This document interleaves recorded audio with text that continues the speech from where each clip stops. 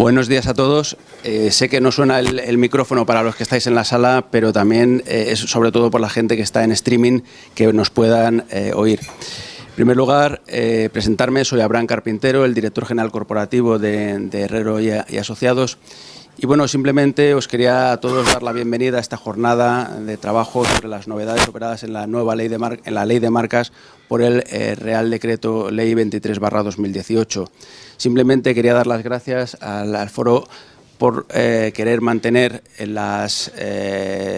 esta jornada en nuestras instalaciones aquí en Herrero. También quería daros las gracias a todos los presentes y a todos los que estáis en streaming, y finalmente quería dar también las gracias a los ponentes que vamos a tener, que son los que van a llevar el peso de la presentación. Por un lado, Joaquín López Bravo, y por otra parte, Rodrigo, ambos también abogados de nuestras instalaciones de Herrero y Asociados. Pablo, si quieres, a continuación. Muy bien. Pues nada, yo también muy breve. Muchas gracias, Abraham, y muchas gracias a Herrero y Asociados por proponernos organizar este encuentro. Yo también voy a ser muy breve porque los protagonistas tenéis que ser vosotros, porque sois los expertos, ¿no? Pero desde luego, desde el punto de vista del Foro de Marcas Renombradas Españolas, pues la modificación que se ha producido en la ley de marcas es algo muy relevante, porque el foro es una organización centrada en la marca como uno de los principales activos de competitividad y diferenciación para la empresa, y por tanto cualquier modificación que afecta a las empresas españolas marquistas, aquellas empresas que apuestan por la marca, sin duda es importante e interesante para nosotros. Yo vengo hoy a aprender, y vengo también a aprender en el marco de que, bueno, también en colaboración con Andema, con la Asociación Española Nacional de Defensa de la Marca, pues vamos a trabajar con los grupos políticos, ahora los grupos parlamentarios, durante el proceso de tramitación de la ley en el proceso parlamentario, bueno, pues para buscar algunas mejoras y aclaraciones de lo que es la redacción de la actual ley.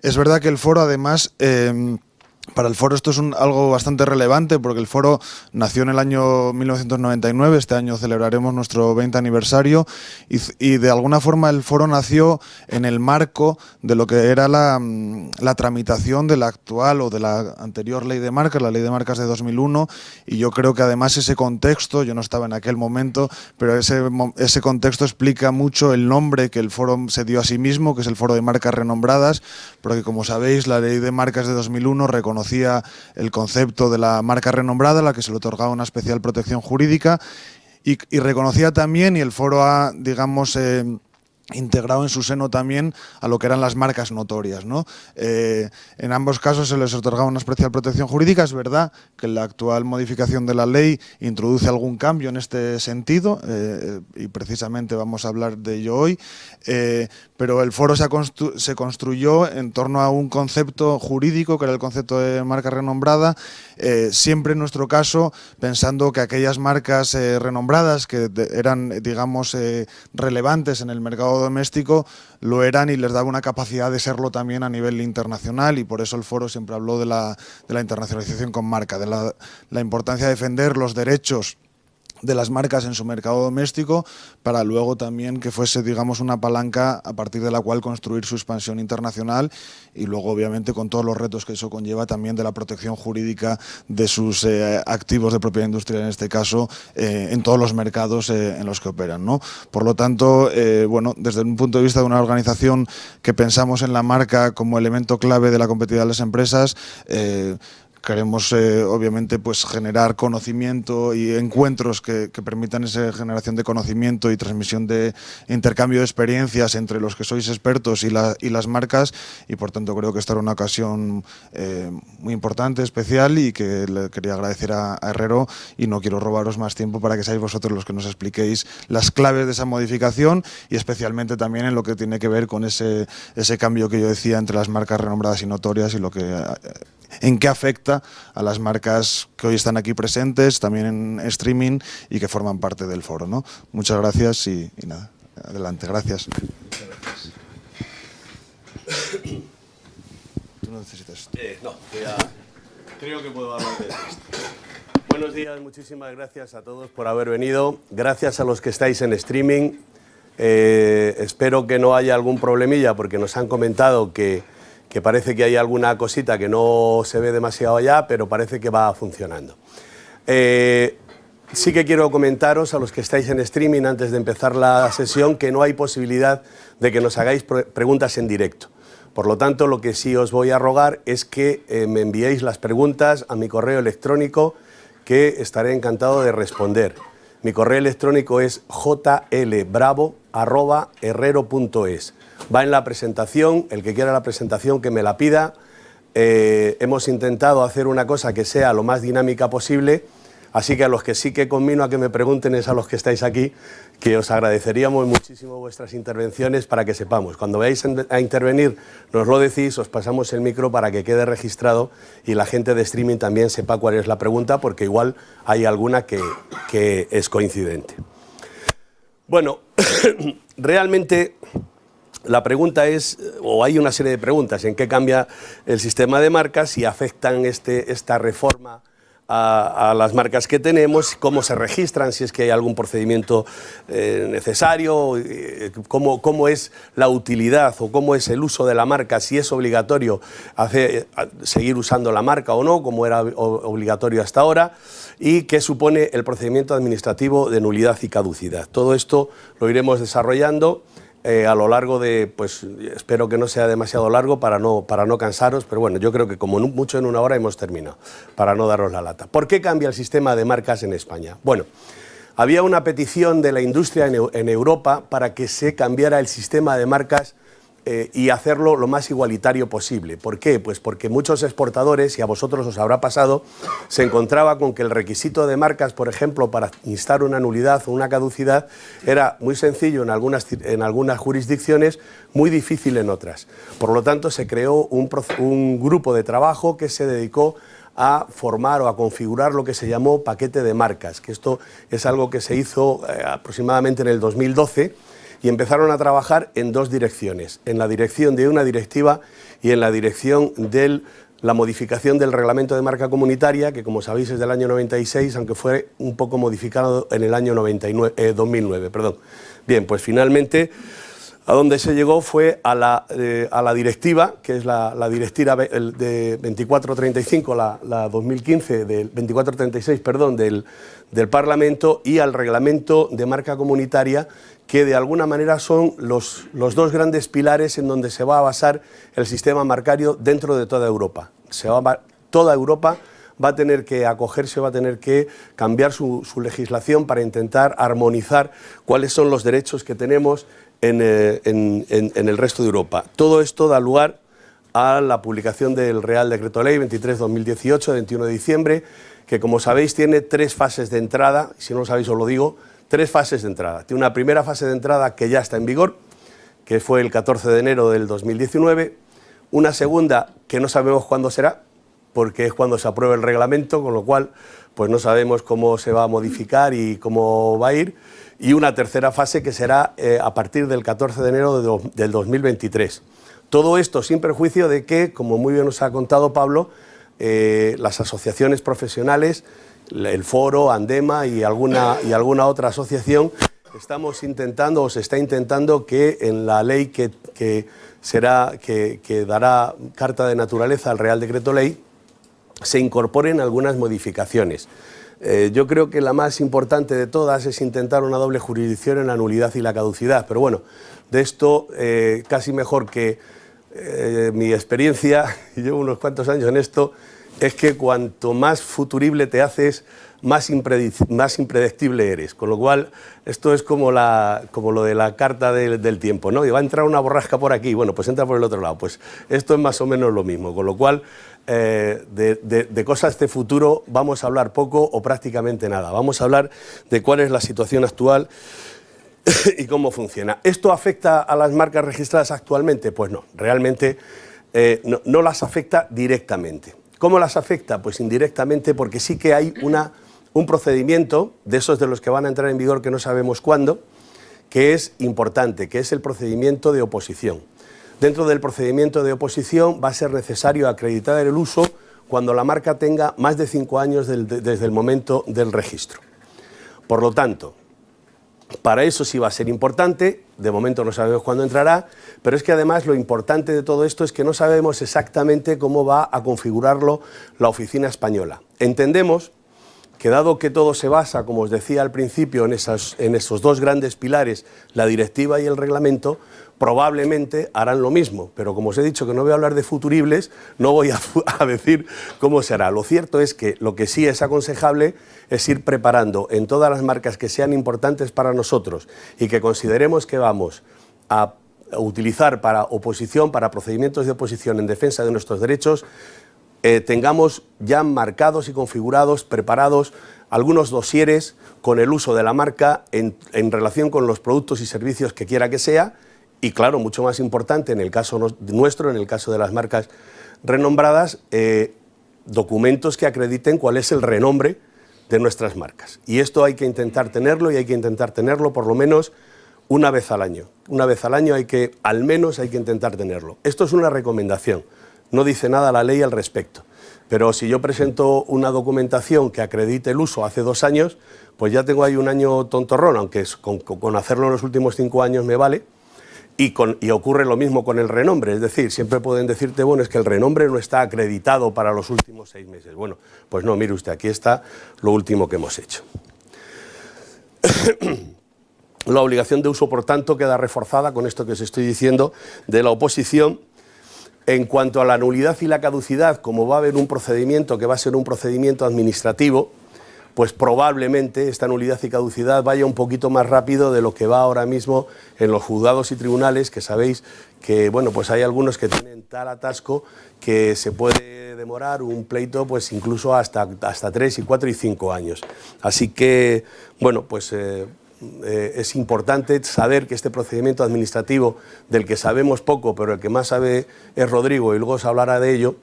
Este es el procedimiento que nos va a facilitar un poco más el conseguir la nulidad o la caducidad de una marca que nos esté molestando, que nos esté estorbando. Y por último, se modifican un poquito los derechos del licenciatario.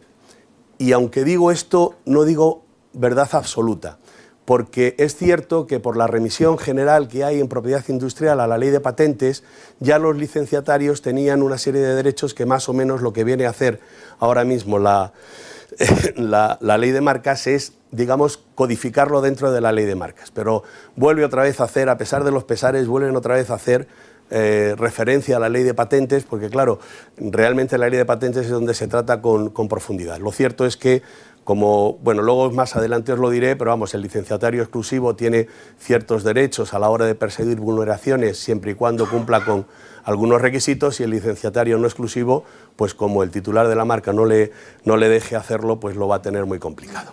Bien. ¿Cómo se registran las marcas? Esto voy a pasar muy deprisa porque realmente sabéis que ahora mismo las marcas, según cómo ha quedado la ley, no hace falta aportar ningún documento gráfico hacia las marcas. Lo que hay que hacer es que la marca se pueda reproducir en la forma en la que os pone en la pantalla, es decir, de forma clara, precisa, completa en sí misma, fácilmente accesible, inteligible, duradera, objetiva. Todo esto está muy bien, pero es que da la casualidad de que luego se van a lo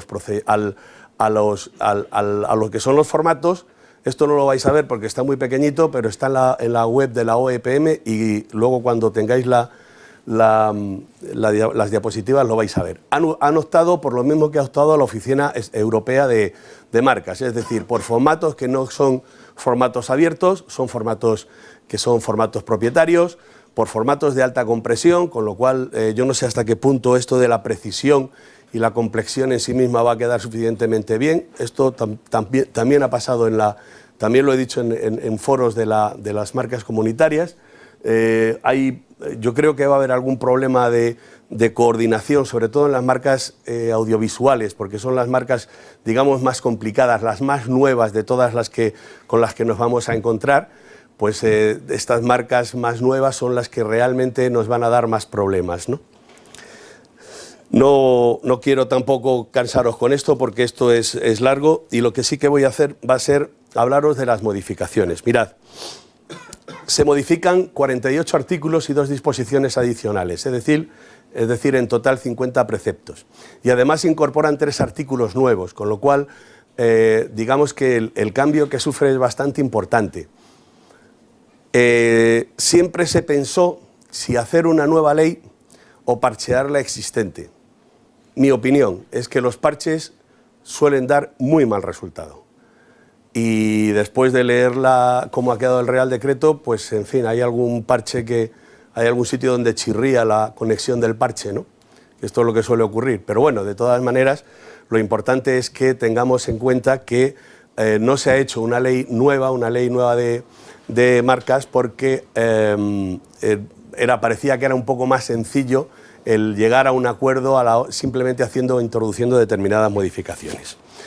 Los cambios más importantes en la ley, y este sí que nos interesa, es la configuración o la estimación de lo que es una marca renombrada. Sabéis que tradicionalmente en España ha habido dos grandes corrientes. Una corriente que hablaba de que las marcas renombradas eran todas marcas notorias y renombradas, y otra que establecía una diferenciación entre marcas notorias y renombradas. Pero es que luego dentro de estas dos líneas había a su vez otras dos líneas. Había una línea que decía que la marca notoria era la que era conocida pero no estaba registrada, y la renombrada, perdón, al revés, notoria era la conocida y registrada, y la renombrada era la conocida no registrada. Total, que esto era un galimatías tremendo. La redacción de la ley 17 anterior vino a establecer claramente que era notorio, es decir, lo conocido en el sector, y renombrado lo que conoce el público en general. Evidentemente, ahí hay una gradación enorme, porque de que te conozcan en el sector a que te conozcan en 3 o 4 sectores, pensemos, por ejemplo, pues Intel, ¿no? Los procesadores, pues no solamente se conocen en el sector de informática, pero podemos decir también que no lo conoce nadie más. Pues no, hay otros sectores donde esto es bastante conocido, con lo cual ahí había cierta complicación.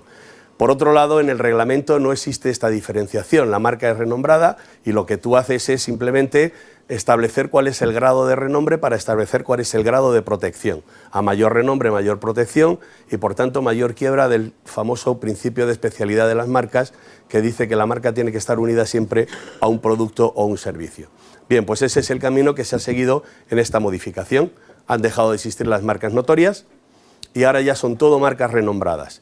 Y el grado de renombre vendrá dado por lo que seamos capaces de probar en el momento en el que acreditemos que nuestra marca es renombrada. Podrá ser renombrada en el sector, renombrada en varios sectores, o renombrada a título general. Es decir, se trata de que la gente, de que sea precisamente el que juzgue el renombre de la marca el que diga cuál es el grado de protección. Bien, esto nos pone un poco en manos de quien examine las pruebas, pero por otro lado, si lo piensas, es bastante razonable, porque efectivamente habrá diferentes grados de renombre y diferentes grados de protección. Cuando los campos sean radicalmente distintos, pues a no ser que sea una marca muy renombrada, tipo Windows, pues realmente va a ser difícil que te acojas a que impidas el registro de marcas semejantes a las tuyas en todas las clases. Eso sí, siempre y cuando no lo estés intentando hacer, como siempre, de mala fe, intentando aprovecharte de la fama ajena. Es decir, todas estas cautelas que existían para las marcas notorias y las marcas renombradas siguen absolutamente vigentes. Estamos pensando en alguien que de pronto se le ocurre que una marca maravillosa es Renfe y que la va a poner para los trenes eléctricos de su hijo, que es un juguete. O sea, que pensemos que efectivamente esto pues va a quedar bastante razonable de esta manera.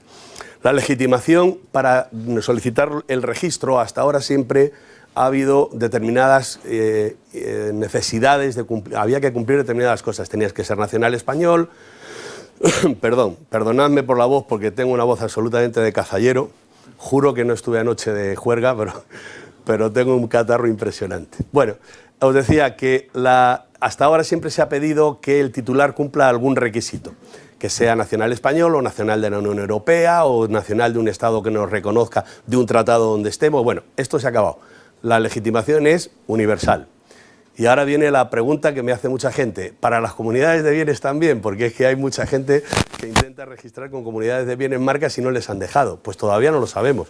Vamos a ver cómo funciona el reglamento y vamos a ver, porque realmente lo que dice la ley es que habla de cualquier persona física o jurídica con personalidad jurídica.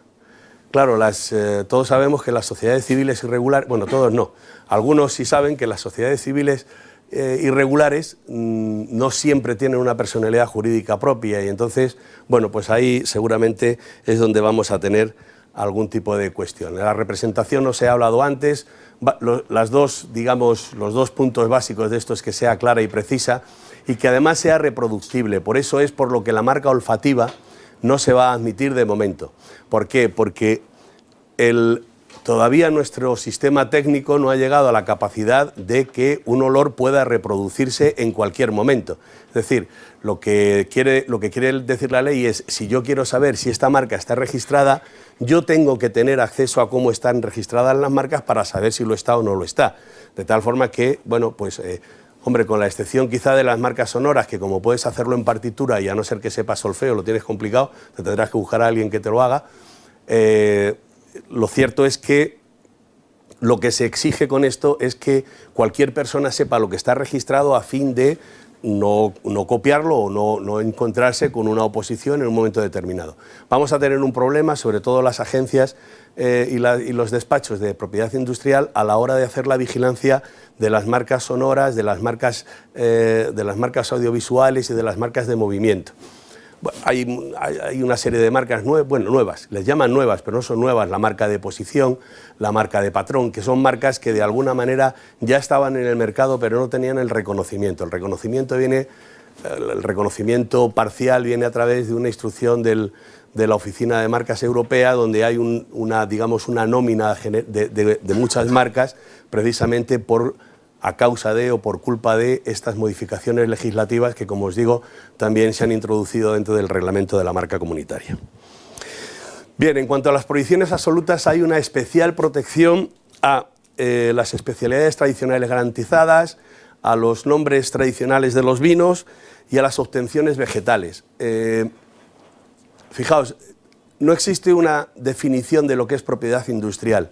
Hay una definición de propiedad industrial en el Convenio General de la Unión de París que lo que hace es hacer una definición por objetos que se cubren.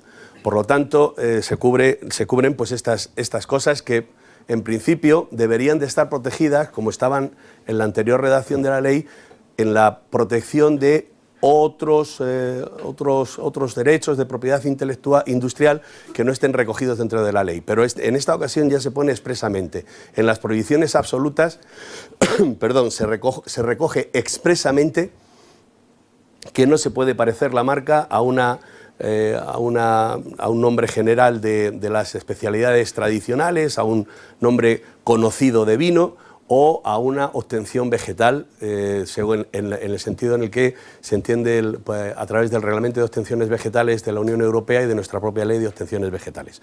Con lo cual, ahora ya sí que digamos que está bastante claro esta definición, pero es que además también a las denominaciones de origen protegidas y a las indicaciones geográficas protegidas también tiene un refuerzo esta protección, que es una de las prohibiciones absolutas, porque en una prohibición relativa del artículo 9.1.4 lo que dice es, oiga, y además el titular de alguien que lo que tenga hecho sea simplemente una solicitud de inscripción de denominación de origen o de indicación geográfica protegida, lo que esta solicitud, si es anterior a la solicitud de marca, habilita al titular para presentar una oposición.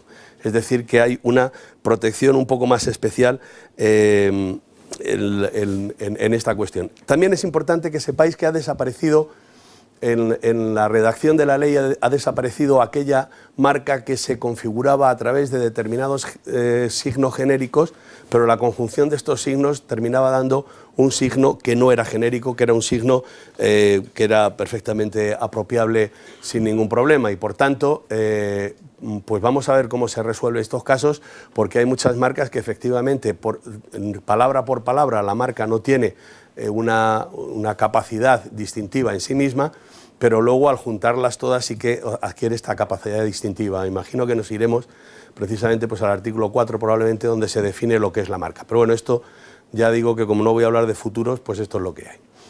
Bueno, lo que viene ahora ya os lo voy a decir un poco más deprisa, porque estos son otros cambios. No quiere decir que no sean tan importantes como los que hemos visto, pero es que son muchos. Entonces, simplemente quiero deciros que cambia la legitimación para oponerse. cambian algunos de los derechos conferidos por el registro. Antes solamente se otorgaban derechos sobre la marca en el tráfico económico. Ahora directamente hay el derecho sobre la marca directamente, luego también sobre el tráfico económico de la misma, pero antes era solo sobre el tráfico de la marca, el tráfico económico donde se utiliza la marca, ahora es sobre la marca en sí misma. Además, se prohíben las siguientes cosas. Se prohíbe el uso inconsentido de una denominación social. Sabéis que en una de las disposiciones adicionales anteriores lo que se decía era que cuando fuera la marca renombrada era cuando estaba protegido. Bueno, pues ahora también se puede prohibir directamente en el mismo texto de la ley, y el uso ilegítimo en la publicidad comparativa. Aquí no me voy a extender, pero sabéis que esta es una cuestión que no es nada pacífica, porque las publicidades comparativas aquí no nos gustan nada, no estamos nada acostumbrados a los procedimientos de publicidad comparativa de países como Estados Unidos o como Inglaterra, y entonces está todo como bastante centrado. Se prohíbe expresamente dentro de la ley de marcas, que antes no estaba prohibido.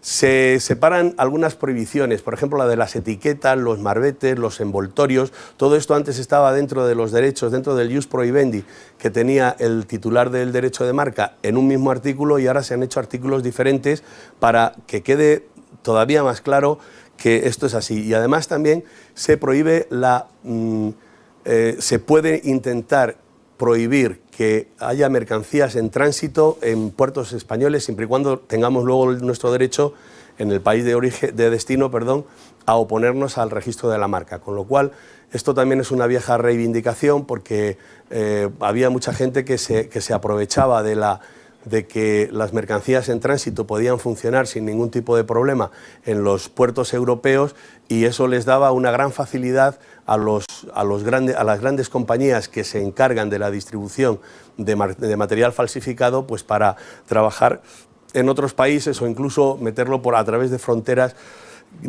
colaterales a la Unión Europea. Más cambios. Bueno, tenemos...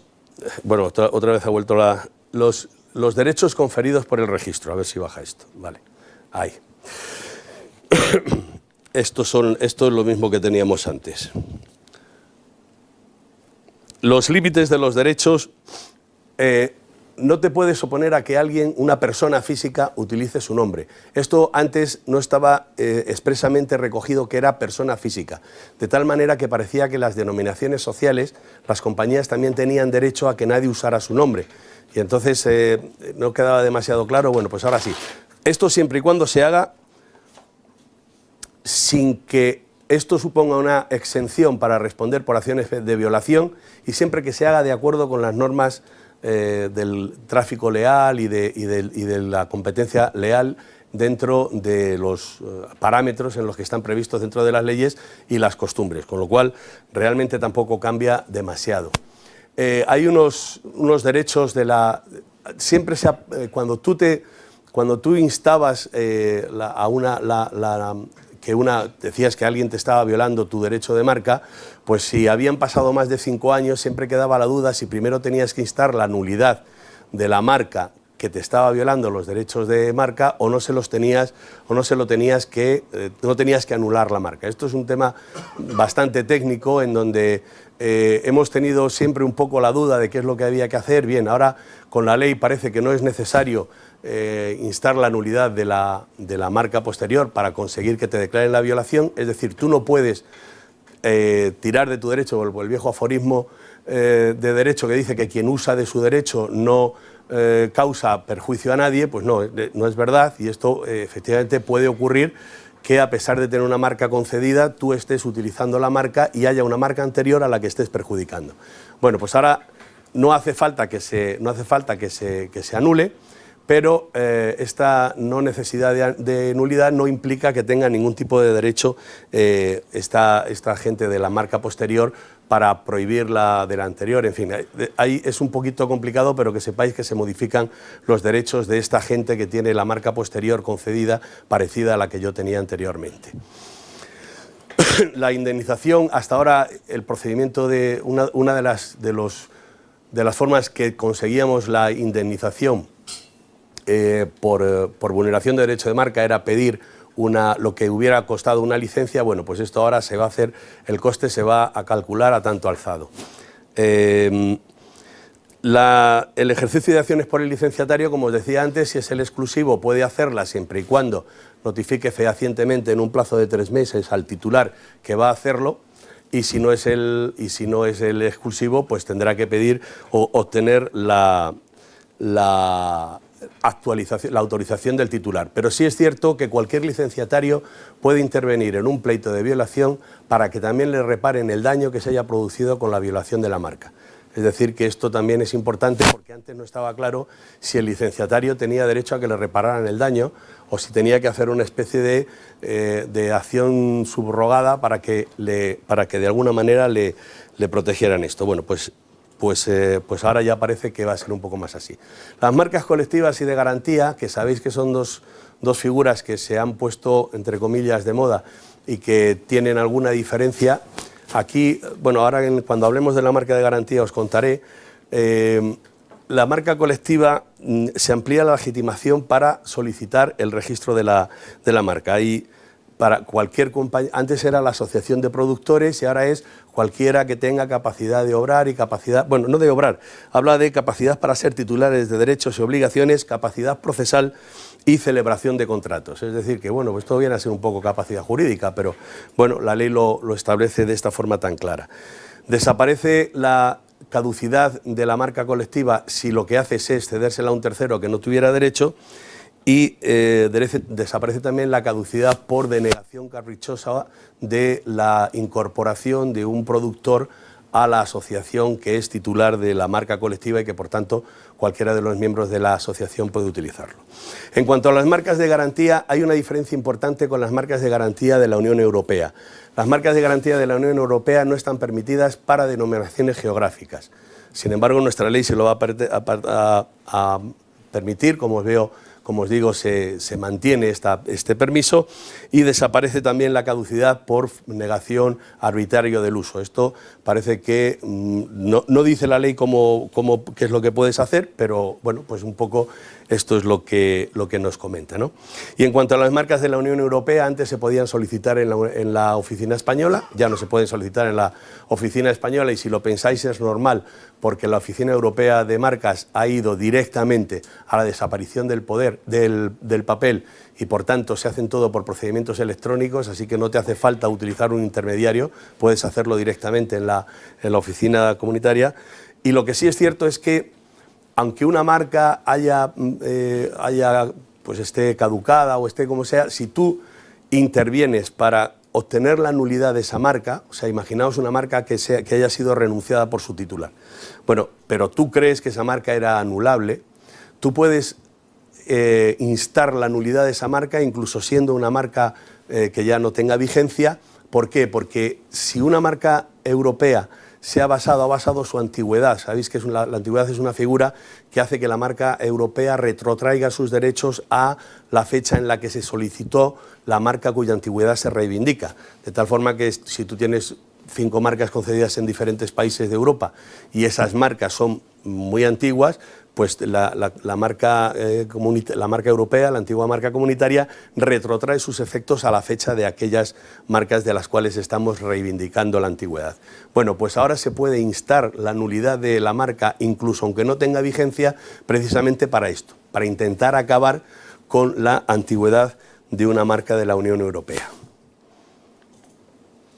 Los cambios a futuro, como os he dicho, son básicamente la renovación. Cuando sea una renovación total, va a ser suficiente con el pago de una tasa.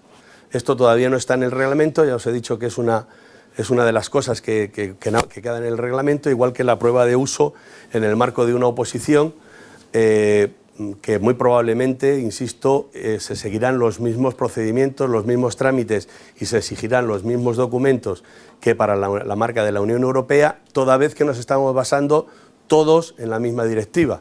Y además la directiva está escrita por y para el reglamento, aunque esto moleste un poco que lo digamos, pero es verdad, porque es el reglamento es la marca de la Unión Europea la que ha manifestado, la que ha manejado la homologación. Vamos a homologarnos sobre la base de la misma marca de la Unión Europea y por tanto probablemente esto será exactamente igual. Bueno, y como os digo, también habrá unas competencias administrativas, que esto será en el 2023. Yo ya no os canso más. He ido un poco deprisa, pero es que como veis hay muchísimas modificaciones y creo que es importante que las tuvierais todas, al menos recogidas. El que necesite la presentación, por favor, que me la pida, que estaremos encantados de enviársela. En el pendrive que os hemos dejado encima de la mesa hay una cuestión que hemos hecho con la ley, poniendo en unos cuadritos lo que hay nuevo y tal.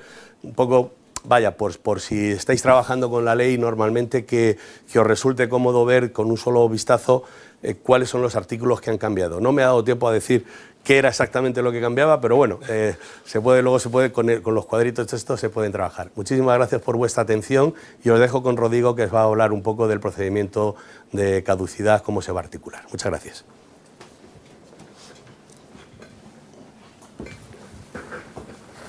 Bueno, buenos días a todos. En primer lugar, agradeceros a todos por estar aquí, es un placer. Y sobre todo también yo quiero agradecer por lo que me toca a mí, agradecer a Herrero la oportunidad que me ha dado de poder estar aquí hablando delante de vosotros. Es un placer de verdad tener a gente en streaming que nos están viendo de distintas partes de España. La tecnología es maravillosa, esto hace unos años no hubiera sido impensable. Y después de la magnífica presentación de Joaquín, voy a intentar estar a la altura dentro de lo que esté dentro de mis posibilidades. Veremos a ver si soy capaz o no, y si no, pues por lo menos espero que seáis benévolos conmigo. Pero bueno, veremos a ver qué podemos hacer, porque me ha tocado la parte menos divertida, pero que es necesaria hablar. Esto al final es lo que toca, es un cambio más y hay que abordarlo. Me gustaría hablar sobre el procedimiento administrativo de nulidad y caducidad. En primer lugar, el problema que tenemos es que el cambio que se ha realizado principalmente es que pasa de un procedimiento judicial a un procedimiento administrativo. Dicho esto, podría terminar mi presentación ahora mismo, entonces os podríais ir a casa y tampoco queremos eso. Entonces voy a intentar dar unas pinceladas sobre cómo funciona el procedimiento de nulidad, cómo funciona el procedimiento de caducidad, intentar hilar un poquito esta nueva modificación en qué va a cambiar, qué consecuencias puede tener, para intentar salir de aquí con algunas ideas claras, y si no quedan claros, pues estoy a vuestra entera disposición para preguntar todo lo que necesitéis, y para eso estamos. El procedimiento de caducidad y de nulidad. ¿Qué es el procedimiento de nulidad y caducidad? Al final todos sabemos, tenemos una marca, las marcas se conceden por 10 años y se conceden para un territorio para un territorio y por un tiempo determinado. Entonces, al final, esas marcas hay que utilizarlas y, al final, se trata de que ese registro asimile un producto y un servicio a una procedencia empresarial. Partiendo de esta base, que todos lo tenemos clarísimo, sois todos titulares de marcas, sabéis todo lo que es una marca, la ley establece una serie de requisitos o circunstancias en las que las marcas dejan de estar en vigor. Ya sea con efecto retroactivo, que nos encontraríamos ante un procedimiento de nulidad, la marca deja de existir, es como si no hubiera existido nunca, deja de tener efectos desde el momento de la nulidad y se retrotrae, todos los efectos que haya tenido se consideran como no realizados. De otra parte está el procedimiento de caducidad, que pierde la marca ese efecto de marca desde la solicitud de la caducidad. Entonces, las causas del procedimiento de caducidad. ¿Cuándo nos encontramos ante una potencial caducidad? Pues nos encontramos ante una potencial caducidad en cuanto la marca no se ha utilizado, lo ha dejado Joaquín caer, pero lo vuelvo a decir muy brevemente, las marcas están para utilizarlas, evidentemente. Entonces, cuando la marca no ha sido usada a los 5 años desde el registro o lleva un lapso de 5 años sin uso justificado, la marca está incursa de un procedimiento de caducidad, podría ser objeto de un procedimiento de caducidad y una vez que se estimara ese procedimiento de caducidad podría dejar de tener efectos. Se mantendrían los efectos que ya ha tenido hasta esa caducidad, pero dejaría de tener efectos más adelante. Aparte del uso, que lo ha dejado caer también mi compañero Joaquín, de cara a la oposición, de tener dosieres sobre el uso y demás, anuales, que sería conveniente, tanto de facturas, de catálogos, de cualquier tipo de prueba que pueda servir para acreditar el uso de una marca. Para este tipo de procedimientos, si una marca de ustedes sufriera algún tipo de solicitud de caducidad entre la OEPM o durante un procedimiento de violación de marcas sufriera una demanda reconvencional de caducidad, merecería la pena tener dichos dosieres del uso de dicha marca de cara a poder defenderse ante un tipo de procedimiento de estas características. Sería muy recomendable tener pues todo tipo de eso, de facturas, de catálogos, pantallazos web, o sea, de realmente poder acreditar que esa marca se está utilizando, porque si no tendríamos un problema y si el uso es insuficiente, pues nos encontraríamos que nuestra marca dejaría de tener efectos. Otra causa de caducidad posible, que pues esta es evidente, estas son un poco evidentes, pero bueno, muy rápido, pues que no se haya renovado la marca o que se haya renunciado el titular. Entonces, si renuncia el titular o no se renueva, pues evidentemente esa marca pues deja de tener efectos desde el momento de la no renovación o de renuncia. Otro motivo de caducidad posible, la vulgarización de la marca. Este es un punto interesante. Al final, cuando una marca se convierte en el modo del usuario o el consumidor de denominar un producto, un servicio determinado, esa marca se vulgariza.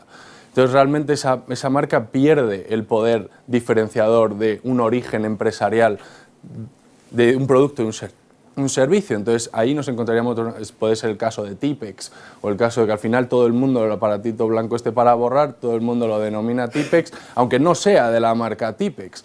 Pero bueno, eso es un problema, daría para hablar muchísimo, la vulgarización de marcas, hay aquí gente muy experta y daría para hablar de una ponencia solo entera sobre la vulgarización de marcas. Y luego, por último, y muy brevemente, le estarían incursas en caducidad aquellas marcas que induzcan a error sobre la procedencia, la naturaleza, el origen, la calidad de unos productos y unos servicios. En cuanto a la nulidad, nos encontramos, muy brevemente también, para no aburriros demasiado, nos encontramos ante dos situaciones. Está la nulidad por motivos absolutos y la nulidad por motivos relativos. La nulidad por motivos absolutos, a grandes rasgos, es cuando una marca no puede funcionar, aunque esté registrada, no puede funcionar como marca. No es distintiva o es descriptiva, entonces no puede ejercer las funciones que como marca se le tienen establecida. Entonces, si no es capaz de denotar el origen empresarial, la procedencia de un producto o un servicio, pues esa marca es anulable, no tiene sentido esa marca. Y si no, por otra parte, pues el registro sea de mala fe. Como todo al final el legislador pretende pues, que haya una seguridad jurídica y los registros de mala fe, evidentemente, pues no se pueden permitir. Y luego, por motivos relativos, nos encontramos pues, en situaciones en las que haya un derecho registral anterior que por similitudes visuales, gráficas o identidades entre dichos signos o entre sus productos o servicios que pretenden proteger, existan unas similitudes que no se han tenido en cuenta en oposición, ya sea porque no se presentó oposición, se pasó el plazo o no o se desestimó la oposición en su día o se estimó parcialmente, pues en esas situaciones en las que existe riesgo de confusión entre dos marcas se puede instar una nulidad contra una marca registrada y conseguir que deje de tener efectos. A ver. ¿Cómo se presentan estos procedimientos administrativos de nulidad y caducidad? Pues básicamente se presentan, aparte ante la OIPM, como hemos señalado anteriormente, ante la Oficina Española de Patentes y Marcas. Este es el cambio principal, antes era ante unos tribunales, ahora pues se acepta la Oficina Española de Patentes y Marcas, o mediante una demanda reconvencional durante un procedimiento de vulneración de marcas. ¿Cómo se presentan además? Pues evidentemente, como todo en el derecho, hace falta pues, un escrito debidamente fundado. Pues no se puede presentar alegremente caducidades y nulidades contra marcas que están registradas si evidentemente no tenemos pruebas o no tenemos datos para alegar contra esas marcas. Entonces hace falta un escrito debidamente fundado. El pago de una tasa, hoy en día al final tenemos que pagar tasas por este tipo de solicitudes. Y un dato interesante de cara a ustedes, que son titulares de marcas, estas nulidades, estas caducidades, se permiten presentar en base tanto a uno o varios derechos, no hace falta que sea solo con uno, vale para uno o varios derechos, y además, interesante, se puede pedir la nulidad o la caducidad parcial de la marca. Puede que una marca sea descriptiva o carente de distintividad para ciertos productos, pero para ciertos productos no. Entonces se permite, o que esa caducidad no se haya usado esa marca para ciertos productos y servicios que se encuentran en su redacción de la clase, pues se permite que sea una nulidad o una caducidad parcial. ¿Quiénes pueden presentarla? Nos encontramos en que la pueden presentar tanto las empresas, las personas físicas o jurídicas, las compañías, las pueden presentar las asociaciones de consumidores y usuarios que estén legalmente establecidas y sean representativas de un colectivo suficiente, y aquellos organismos que representen al mismo tiempo también productores, fabricantes, prestadores de servicios en general. ¿Ante quién y en qué casos? No me quiero repetir, ¿ante quién? La Oficina Española de Patentes y Marcas, o ante los tribunales mediante una demanda reconvencional, durante un procedimiento de vulneración de marcas, y en los casos que acabo de explicar más o menos, yo creo que queda claro, y si tuvieran dudas pues me preguntáis sin problema. Quería dar algún tipo de pista sobre el procedimiento, cómo va a funcionar actualmente. Yo creo, leyendo los artículos del procedimiento que la nueva disposición introduce, son muy parecidos a los que estamos acostumbrados a ver en la UIPO, en la Oficina Europea de Propiedad Intelectual. Cuando se solicita ante la Oficina de Española de Patentes y Marcas, o mediante la demanda reconvencional, la caducidad, la nulidad de una marca, la oficina se pone en contacto con el titular de la marca impugnada para darle plazo a que presente sus alegaciones y sus pruebas, contrarrestando los argumentos del solicitante. Aquí hay un problema, que yo creo que existe un problema en la redacción, porque dice el artículo 59 que la Oficina Española de Patentes y Marcas podrá solicitar pruebas y alegaciones del propietario de la marca y contactar con las partes cuantas veces considere necesario. Esto lo deja un poco abierto, o sea, es decir, un procedimiento que se supone que la idea es que sea ágil, sencillo, más rápido que los tribunales, deberían haber acotado, yo creo, en mi opinión, un poco más. Un turno de réplica, un turno de dúplica, vale, pero ¿cuántas veces es cuánto se considere necesario? ¿Cuánto hace falta cuántas pruebas hacen falta para que la oficina tenga claro que existe una posible estimación o desestimación de una caducidad, de una nulidad? Veremos a ver qué pasa ahí. Acto seguido, después de que las partes presenten sus alegaciones, cabe la posibilidad de que el titular de la marca que está siendo impugnada por nulidad o por caducidad pida prueba de uso de la marca base base del procedimiento. Esto es muy importante también de lo que estábamos hablando antes con Joaquín, lo que estábamos hablando antes. Hace falta tener pruebas del uso de vuestras marcas, pues si no tenemos esas pruebas de uso, nos encontramos ante procedimientos ya sea como demandados, voy a utilizar el término, o demandantes o demandados, que no podemos probar que nuestras marcas han sido utilizadas y no podemos luchar contra marcas que nos están haciendo daño en el mercado. O viceversa, nos quieren hacer daño a nuestras marcas y si no podemos probar que ha existido un uso de esa marca en el territorio para la que está concedida, tenemos un problema real. Entonces, todo lo que no se puede probar no existe. Entonces, yo recomendaría encarecidamente, como labor es difícil muchas veces y tedioso mantener un control exhaustivo del uso de las marcas y demás, pero es realmente importante, porque podemos perder una marca por algo tan sencillo como no poder acreditar el uso de dichas marcas. Lo hemos visto, o sea, no es un caso igual, pero parecido, yo creo que todo el mundo ha escuchado estas últimas semanas el caso de Big Mac y la marca de McDonald's, que está saliendo en toda la prensa. Big Mac ha perdido un procedimiento de este estilo, ha perdido una marca en la Unión Europea por no poder probar el uso de Big Mac. O sea, Big Mac, McDonald's, ¿cómo no puede probar el uso de su marca? Yo supongo que puede probarlo, no lo habrá probado porque no lo ha presentado bien, o veremos a verlo ahora en el recurso. Pero es muy importante tener pruebas del uso de las marcas porque si no tenemos un grave problema. Más temas de procedimiento que me parecen interesantes. ¿Qué pasa si tenemos una solicitud de nulidad o de caducidad ante la Oficina Española de Patentes y Marcas o hemos demandado reconvencionalmente y ya existe otro procedimiento de nulidad o de caducidad contra esa marca que ya ha sido previamente presentada, pues evidentemente se paraliza el procedimiento y hasta que no conozca el procedimiento anterior y se emita una resolución sobre el procedimiento anterior, pues no entrará a conocer, porque puede que incluso, claro, si la marca ya se ha anulado en un procedimiento anterior, ¿para qué va a entrar a conocer? Se espera la resolución y ya se ve. Otro punto importante que creo interesante comentar. Asimismo,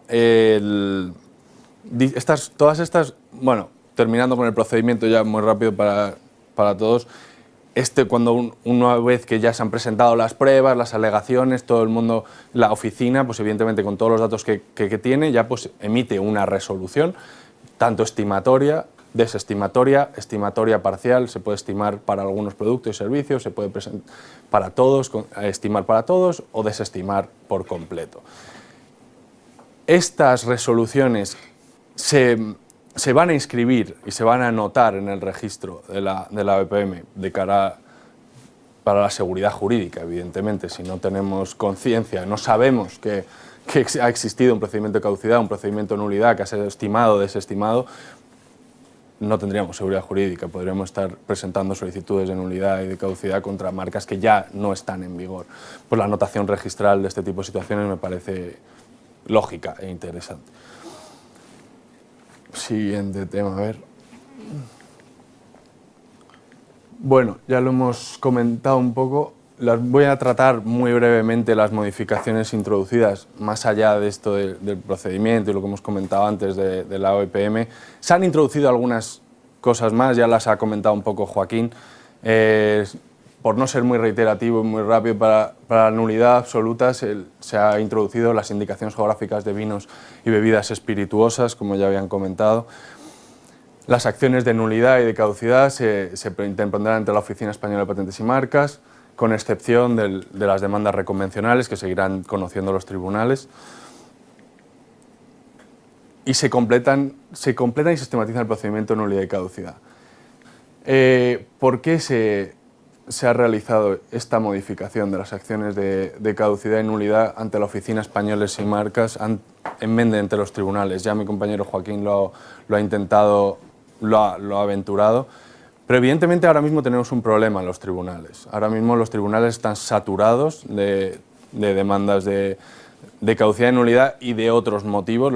Al final los tribunales actualmente que tenían competencia eran el orden civil, los tribunales de lo mercantil. Los tribunales de lo mercantil están saturados de trabajo. Entonces, siguiendo el modelo de la Unión Europea, se ha intentado llevar esto a un procedimiento administrativo más ágil, más rápido, más sencillo quizás.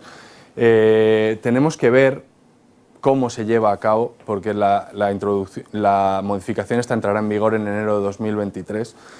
Tiene ciertos problemas, ciertas ventajas que vamos a ver ahora, a continuación. ¿Qué problemas creo yo, en mi opinión sincera, que podemos tener ante un procedimiento de caducidad y nulidad administrativo y no judicial? ¿Qué sucede cuando se están ventilando al mismo tiempo una solicitud de nulidad y caducidad que está en la OEPM y al mismo tiempo tiene causa o tiene consecuencia en lo que está ventilándose en los tribunales? Veremos a ver cómo lo gestionan. Yo creo que al final será sencillo, el que esté conociendo antes del procedimiento emitirá una resolución que si tiene consecuencias en el siguiente, pues veremos a ver. Los juzgados de lo mercantil tienen mucha experiencia en la valoración de pruebas. Al final los tribunales están acostumbrados todos los días a ver pruebas de uso, a ver pruebas en general, y no es lo mismo cómo trata esas pruebas un tribunal o un juez que un órgano administrativo. Vemos muchas veces que decisiones en la Oficina Europea de Patentes y Marcas que las pruebas no se han tenido en cuenta de una manera realmente rigurosa.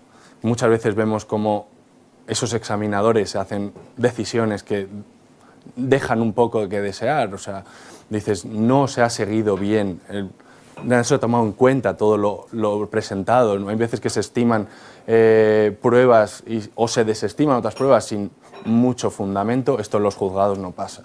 Un juez tiene una rigurosidad que no tiene un examinador administrativo. Otro problema que vemos, quitamos una carga de trabajo a los tribunales para ponerle más carga de trabajo a la Oficina Española de Patentes y Marcas. Habrá que ver de qué medios se le dota a la Oficina Española de Patentes y Marcas para poder abordar el aluvión de caducidades, de nulidades que le van a venir, aparte con los procedimientos de oposición, las solicitudes. Al final, pues veremos a ver con qué se le dota a la Oficina Española de Patentes y Marcas para poder afrontar este reto. Ventajas, pues evidentemente se libera de trabajo a los juzgados mercantil, lo cual puede agilizar otros procedimientos que están asignados a los tribunales de lo mercantil, que igual son más importantes que una caducidad o una nulidad de marcas, quizás, no lo sé, no entro a discutir ahí la importancia. Se homogeneiza la legislación marcaria española con la de la Unión Europea, esto también es importante, vamos hacia un mercado en el que Europa quiere ser unitaria, o sea, para competir con el resto de mercados hace falta que Europa obtenga peso. Entonces, si tienen legislaciones marcarias, que es importante, al final la exportación, importación de productos, si al final tienen legislaciones marcarias dispares, tenemos un problema en el comercio, que al final es lo que realmente interesa. Entonces, yo creo que es una cuestión positiva, en cualquier caso, que se homogeneicen las legislaciones y vayamos todos armonizando y yendo hacia el mismo camino. El procedimiento, pues evidentemente será más ágil y sencillo. Yo considero que es probable que sea más ágil y sencillo. Ahora vemos que ante la UIPO, los procedimientos de caducidad y nulidad, se presenta todo online, funciona sin papel, es rápido, es sencillo. Al final tienes una decisión, una resolución de la UIPO, 8 meses, 10 meses, dependiendo del procedimiento, a veces más rápido, a veces un poquito más tardío. En los tribunales, imposible o cuasi imposible que baje de 18 meses. Entonces, de cara a un titular de marcas, ¿cómo se puede, o sea, si estoy intentando anular una marca o caducar una marca, ¿cómo me puedo tirar año y medio en un tribunal esperando a que se emita una resolución y que me estimen o desestimen los derechos? Más luego ponte que imagínate que recurrimos la resolución, al final te plantas en 2 años y dices que no puedo tirarme 2 años para que conocer si esa marca deja de tener efectos o no deja de tener efectos. Entonces, veremos a ver, yo creo que es una gran ventaja el procedimiento. Al final, si las resoluciones son más rápidas, para los titulares de derechos, las personas, pero al final, y para el comercio en general, al final, es mucho mejor. Yo, el otro día, leyendo sobre las nuevas modificaciones, no me ha quedado claro qué va a pasar con los temas de recurso. Veremos a ver el reglamento. Es una incógnita que tengo, estuve leyendo el otro día, pero al final sabemos que las resoluciones de la OEPM a día de hoy, que son recurribles, pues se recurren los que no agotan la vía administrativa mediante un recurso de alzada, los que agotan la vía administrativa mediante un recurso de reposición, existe un recurso extraordinario de revisión. ¿Se va a seguir con este procedimiento? ¿Es una decisión sobre una caducidad, sobre una nulidad? ¿Vamos a entrar en un recurso de alzada, de reposición? ¿O cómo se va a funcionar el sistema de recursos? O sea, conocerá primero la oficina, luego conocerán los tribunales, qué tribunales van a ser los competentes y los de lo contencioso administrativo, las audiencias provinciales.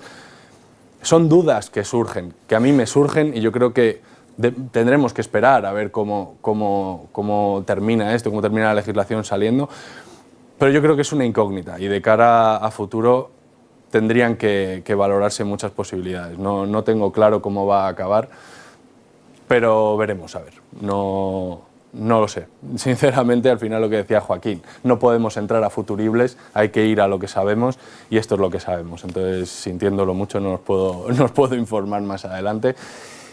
Y por mi parte, he terminado. Muchísimas gracias a todos, de verdad, ha sido un placer estar aquí con todos ustedes y estamos a vuestra entera disposición para todas las preguntas, dudas que hayan podido surgir, probablemente sean muchas, y todas las que podamos ayudar a responder, pues aquí estamos encantados de ayudar lo que sea posible. Muchísimas gracias a todos.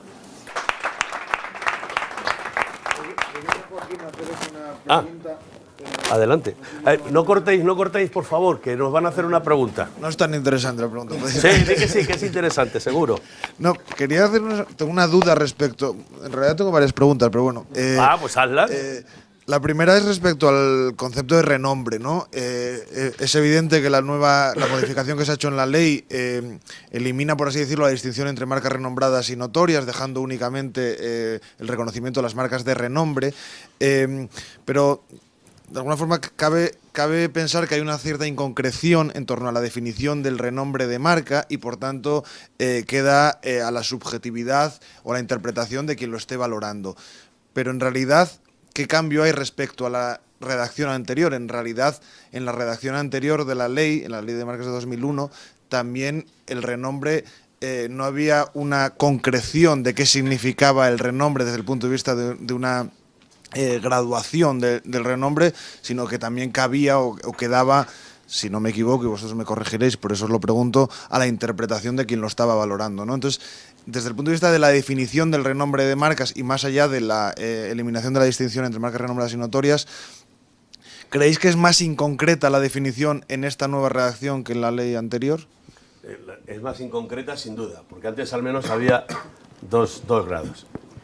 Pero lo que planteas, Pablo, es un problema filosófico y además de filosofía de mercado e incluso de filosofía marcaria.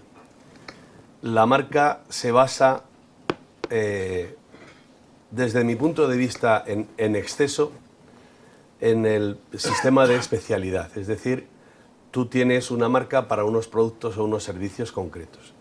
Y este concepto de especialidad de la marca, esta atribución en exclusiva a un producto o un servicio, implica que solo puedes ejercitar derechos en relación con lo que haya en relación con esos productos o servicios o productos o servicios similares o complementarios. Esto quiere decir que teóricamente puede haber dos marcas absolutamente idénticas, una para abonos para las tierras y la otra para carne de pollo enlatada. Son campos que no tienen absolutamente nada que ver. Ahí voy. Entonces el criterio de especialidad solamente quiebra con la marca renombrada. Y haces bien en preguntar cuál es el concepto porque, claro, legalmente no está definido en ningún sitio. La doctrina no se pone de acuerdo tampoco en decir que es el renombre de una marca. Vamos a tener un problema, y es el mismo problema que teníamos hasta ahora, solo que ahora al menos nos podíamos agarrar al juego notorio renombrado, es decir, decíamos, bueno, notorio conocido en el sector, pues entonces tiene un poco menos de incidencia en sectores que sean muy dispares. Renombrado ya, como lo conoce todo el mundo, pues tiene mucha más incidencia. Parecía como que para llegar a marca renombrada había que pasar, vamos a decir que determinados hitos, especialmente desde luego el hito de marca notoria. Esto ahora desaparece, es decir, ahora se dice que el renombre puede ser un renombre en un sector, y eso a mí me parece una barbaridad. Es una opinión, o sea, pero a mí me parece una barbaridad.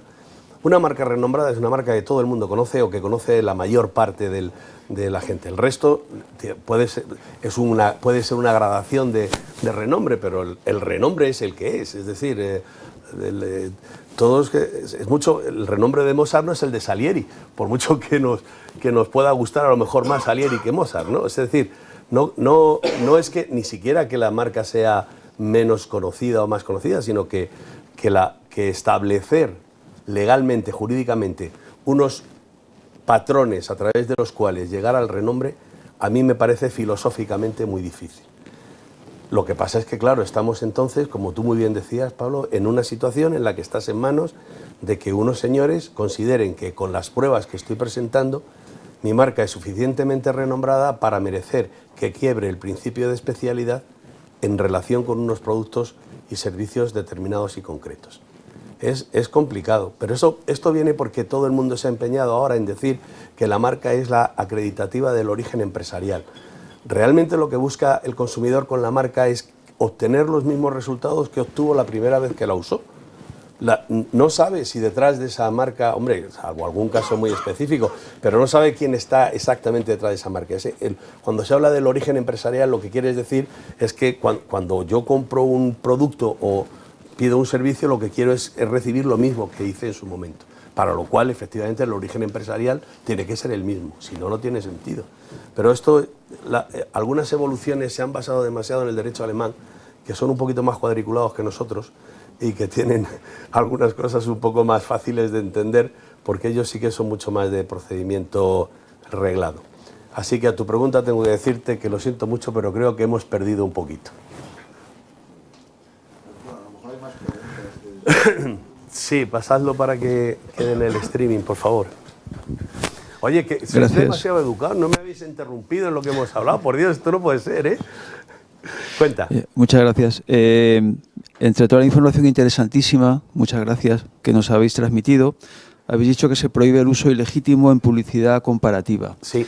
¿El Real Decreto da alguna pista sobre lo que es publicidad comparativa, lo que es uso remite ilegítimo? a la Ley General de Publicidad. No hay ninguna novedad sobre eso.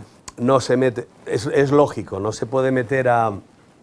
Vamos, no se puede meter, podría haberse metido perfectamente, ¿no? Pero no se puede, yo creo que no quiere meterse a definir cuestiones que ya están definidas en otra normativa. Y si lo pensamos también es bastante razonable, porque luego al final también esto pasaba en algunas de las leyes anteriores, especialmente en el Estatuto de la Propiedad Industrial, donde, como sabéis, bueno, siempre digo como sabéis porque como tengo estas canas y estos años trabajando en esto, pues me parece que todo el mundo lo sabe, pero no es verdad. El Estatuto de la Propiedad Industrial, que estuvo vigente 50 años, mezclaba, era un poco un totum revolutum, estaban hasta las películas cinematográficas. Lo que quiere decir con esto es que al final ha sido mucho mejor todas las diferenciaciones que estamos haciendo, separando cada uno, porque a pesar de que sean todo propiedad industrial, no es lo mismo un diseño que una marca tridimensional, por más que haya gente que piense que sí, ¿no? Así que es mejor que las figuras estén en su ley y no que una ley se invente una figura colateral. Así que en esta, y sin que sirva de precedente, me parece que la legislación es adecuada. Más cositas.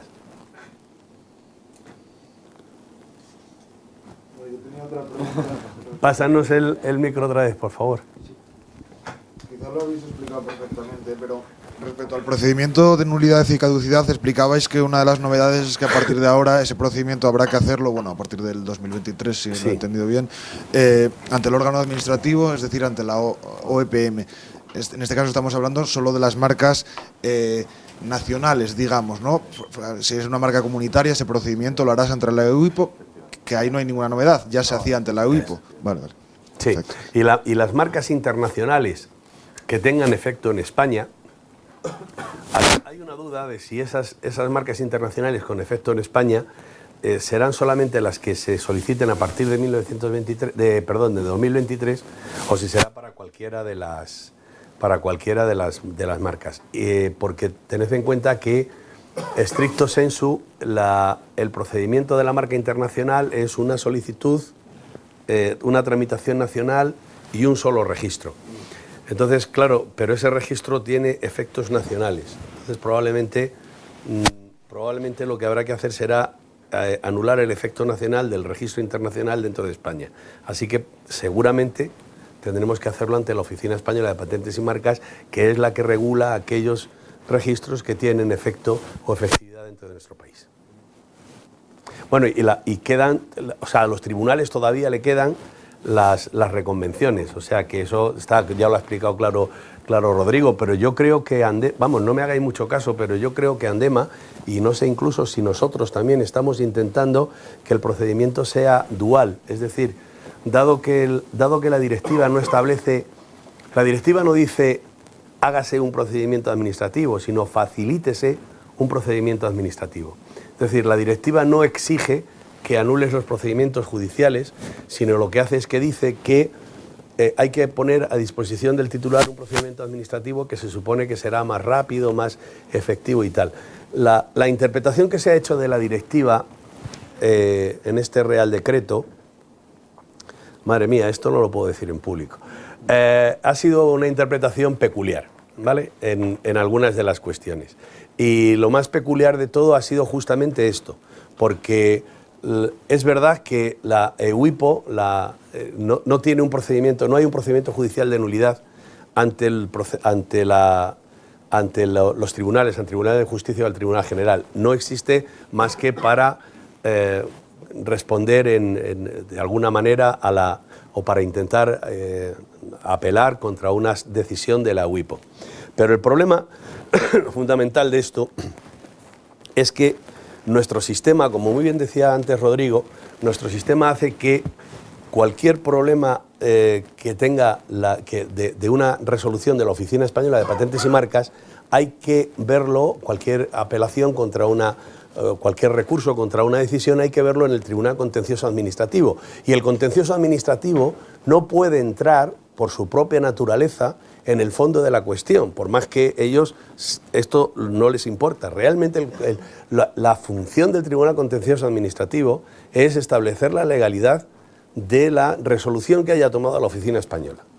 Y entonces nosotros nos encontramos con una cuestión absoluta, pura y meramente mercantil, como es una cuestión de marcas, que está resolviéndola un tribunal que lo que tiene es una competencia puramente administrativa. Insisto, no les importa hacer otra cosa, porque lo hacen, pero no es lo razonable. Claro, la estructura europea no es nuestra estructura, es una estructura totalmente distinta. Los organismos independientes de la Unión Europea tienen una función de cuasiministerio, funcionan más como un ministerio nuestro que como la Oficina Española de Patentes y Marcas. Son grandes generadores. Fijaos la cantidad de dinero que se está generando en la WIPO, que han construido un nuevo edificio, que se han encargado de la competencia desleal, que quieren la propiedad intelectual y que al paso que vamos van a terminar yendo a todos los puertos a esto de lo que hace ahora aduanas, van a terminar haciéndolo ellos. O sea que de verdad no se puede. Yo entiendo que hay que poner todo el derecho homogeneizado, porque si no es una locura para compañías como vosotros, que sois internacionales. Es una locura encontrarte con que en un sitio es administrativo, en otro sitio no sé qué, la oposición es posconcesión en un sitio, en otro sitio la oposición es preconcesión, en otro sitio la oposición tiene un procedimiento que viene marcado por un procedimiento pseudojudicial en un tribunal específico, como puede ser en Alemania. Es decir, yo lo entiendo, que hay que hacerlo todo homogéneo, pero me da la sensación de que en la homogeneización se pierde cierta perspectiva legal de las características legales que tenemos en cada país y de las características específicas que tienen las marcas de nuestros países. Nuestras marcas son distintas, ofrecen otro tipo de... Nuestras marcas renombradas ofrecen otro tipo de... Si es verdad que ofrecen muchísimas cualidades, no hay nada No hay nada de raro en esto. Entonces, ¿por qué tenemos que meternos en el mismo sistema de otras compañías que tienen otro tipo de ideología legal, por decirlo de alguna manera, ¿no? Bueno, algún día llegaremos a la Europa total y estaremos todos unidos, seremos europeos y hablaremos posiblemente latín, eso espero, que no hablemos solo inglés y que nos entendamos en latín entre belgas y españoles, pero de momento lo cierto y verdad es que esta directiva plantea muchos problemas donde nos chirría sobre todo nuestro sistema legal, ¿no? Yo creo que el sistema legal continental tiene una serie de circunstancias, sobre todo por la codificación, que hace difícil este tipo de armonizaciones.